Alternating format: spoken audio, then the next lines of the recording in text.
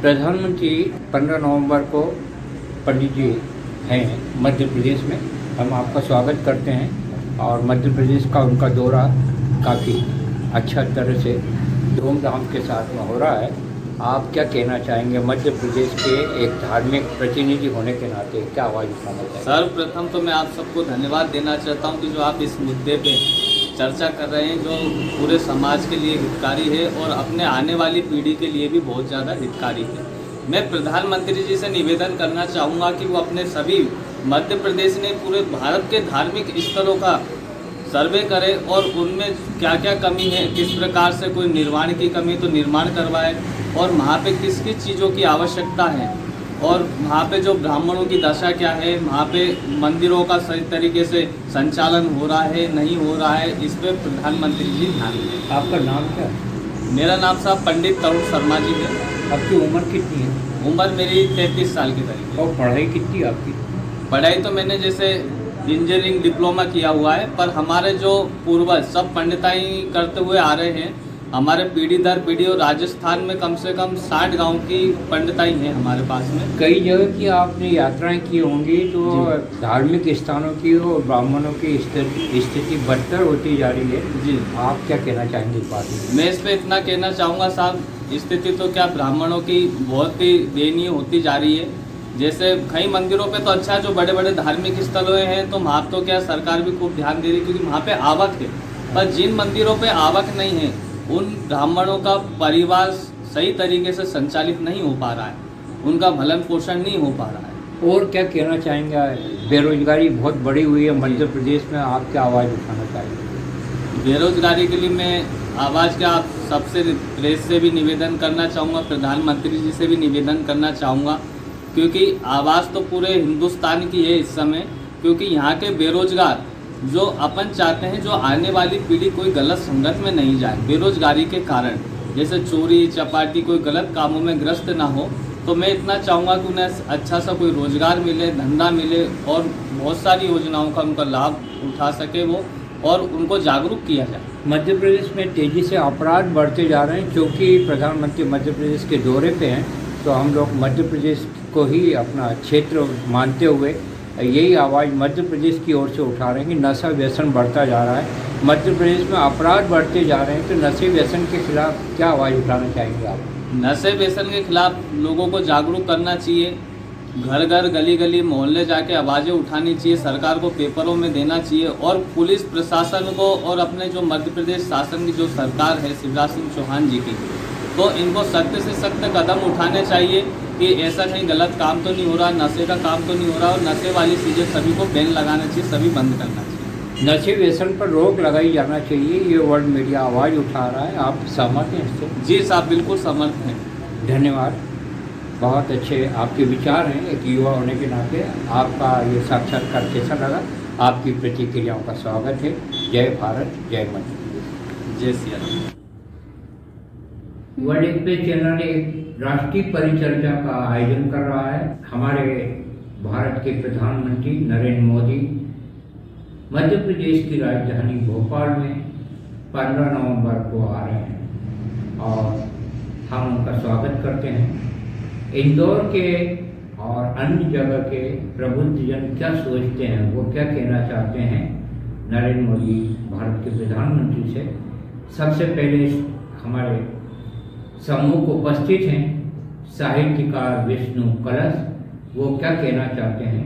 आपका स्वागत है विष्णु कलश जी, क्या कहना चाहेंगे आप भारत के प्रधानमंत्री? मैं भारत के प्रधानमंत्री को कोट नमन करते हुए मैं कहना चाहता हूँ कि मोदी जी, मैं एक मजदूर का बेटा हूँ। मेरे पिता मिल में नौकरी करते थे। एक समय वो था कि बाहर के लोग आके यहाँ अपनी रोटी कमाते थे। आज ये कंडीशन हो गई है कि उनके बच्चे, उनके माता पिता दर दर भीख मांग रहे हैं। किसी नेता ने, किसी भी बड़े व्यक्ति ने मिल मजदूर के प्रति कोई आवाज नहीं उठाई। अरे मैं तो साहित्यकार हूं, मेरी कलम में वो जोर है। ये आवाज मोदी जी आप तक पहुंचा रहा हूं, कृपा करके ध्यान से सुनिए। ये मजदूर के जो बेटे हैं ना, आपकी तरफ आस लगा के बैठे हैं, और ये आपके नेता जो गली गली में है कोई ध्यान नहीं दे रहे हैं, ना मजदूर का कोई दुख परेशानियां नहीं समझ रहे हैं। अरे जो उम्मीद है ना, वो जगह पड़ी है ना, कुटूर उद्योग खोलिए, छोटे छोटे धंधे खोलिए, अच्छा एक वहां भी स्थान बनाइए, कम से कम कोई मजदूर वहां पे जाए, पैर रखे और देखे कि नहीं इसी जमीन से मेरे बच्चे पलते थे, इसी जमीन से। अरे कृपा करो मोदी जी, ध्यान करो इन मजदूरों को, ये आपकी एक पहचान है मजदूर, और आपने जो श्रम और मेहनत किया है उससे हम बहुत सीख लेते हैं। मैं एक साहित्यकार हूं मोदी जी, मैं आपसे प्रार्थना करता हूं इन मजदूरों का सुनिए आप। मैं कोई नेता नहीं हूं, मैं मेरी कलम से साहित्य के द्वारा मैं संदेश आप तक पहुंचा रहा हूं। मामा जी, शिवराज जी, ध्यान दे दो बेटियों पे, जिनकी शादियां नहीं हो रही हैं, आपने कम से कम शादियों का आयोजन करा, बहुत अच्छा है।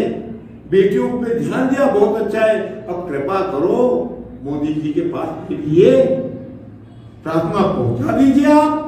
मैं साहित्यकार हूं, और नहीं तो साहित्य की कलम से मैं आपके पास में खबर भेजूंगा। ये बहुत अच्छी आवाज़ आपने उठाई है।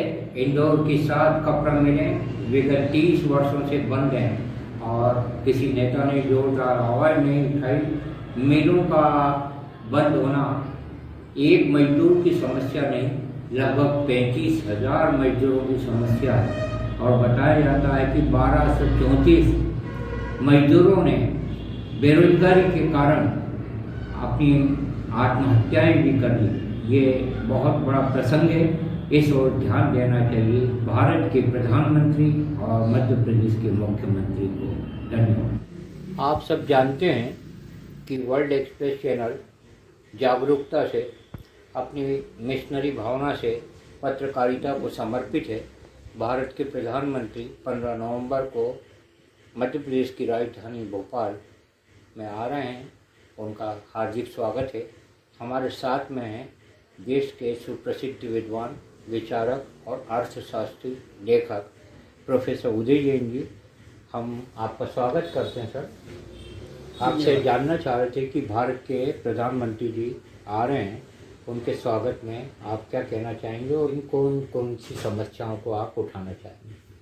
माननीय प्रधानमंत्री जी का मध्य प्रदेश में स्वागत है, और मध्य प्रदेश भारत का हृदय प्रदेश है, भारत का हृदय है, और इंदौर मध्य प्रदेश का हृदय है। इसलिए हम चाहेंगे कि प्रदेश की रोजगार से जुड़ी हुई जो बेरोजगारी की समस्या है, सड़क और पानी की जो समस्याएं हैं, उन्हें प्राथमिकता से हल किया जाए।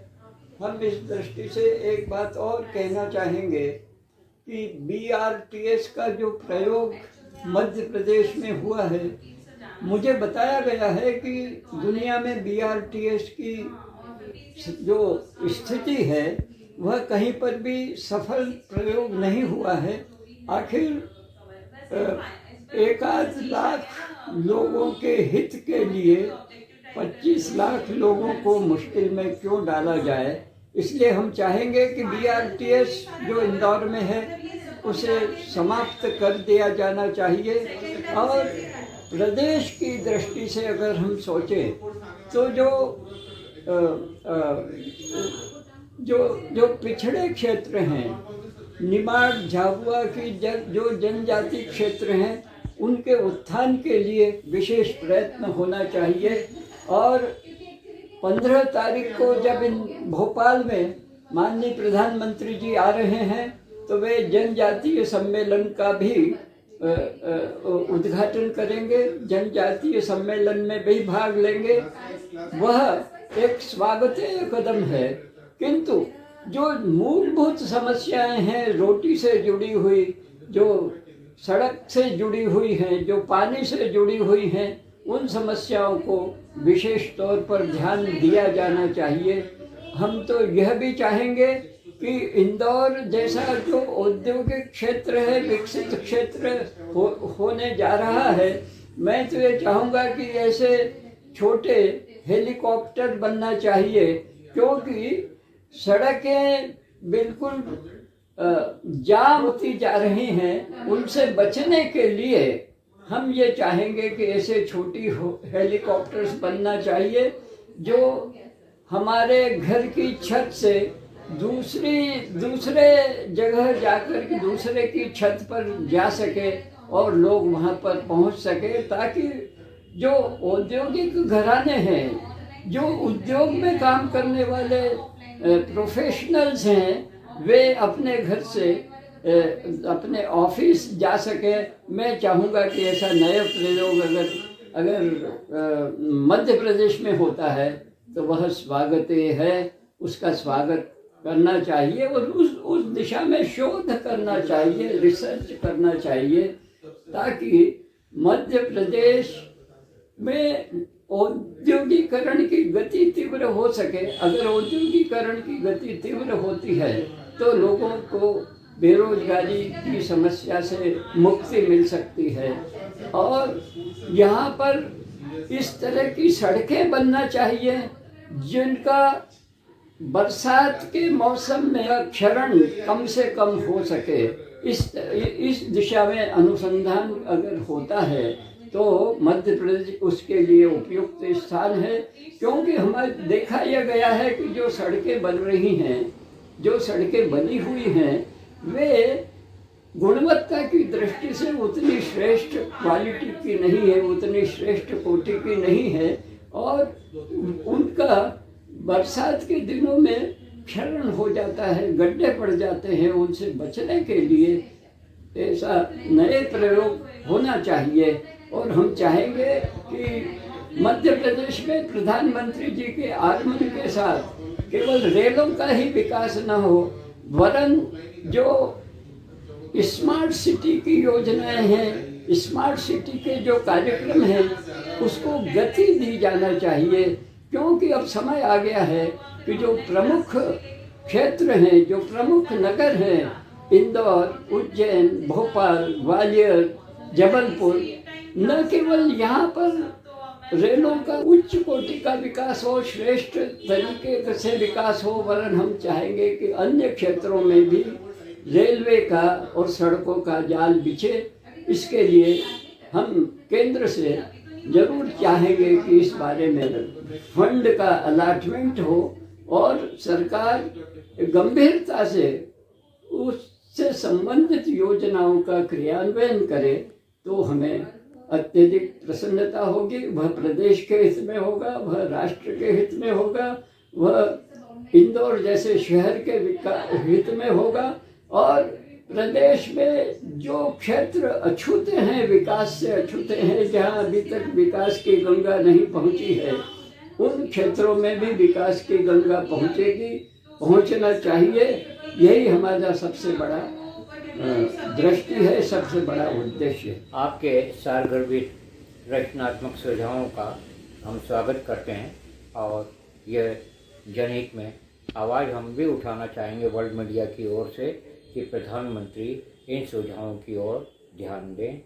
प्रोफेसर उदय जैन जी का धन्यवाद। जी से हम नम्र निवेदन करते हैं कि हम गरीब अखाड़ों पर कोई सरकार का ध्यान नहीं है।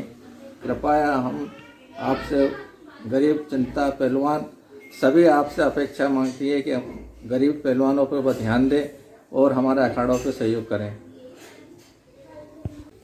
अभी हमारे सामने वर्ल्ड मीडिया से चर्चा करते हुए व्यायामशालाओं से जुड़े हुए मनसुख पुरी जी, जो कि पहलवानी से बहुत सालों से जुड़े हुए हैं, उन्होंने अपने विचार रखे हैं प्रधानमंत्री जी के सामने।